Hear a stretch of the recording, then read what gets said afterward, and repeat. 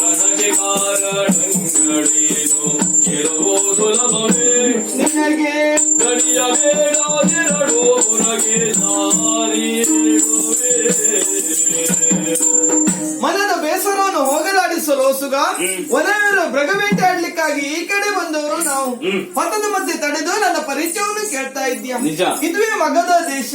ಇಲ್ಲಿಗೆ ದೊರೆ ಜರಾಸಂಧ, ಆತನಿಗೆ ಇರೋರು ಮಕ್ಕಳು, ಆಸ್ತಿ ಮತ್ತು ಪ್ರಾಸ್ತಿ.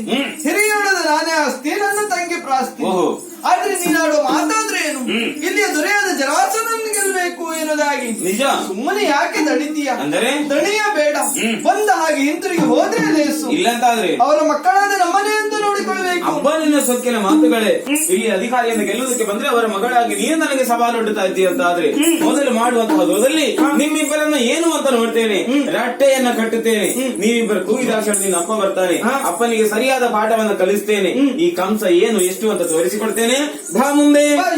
ಅಮ್ಮ ನಿಮ್ಮ ಮನೆಗಳಲ್ಲಿ ನಮ್ಮ ರಂಗನ ಗಂಡೇ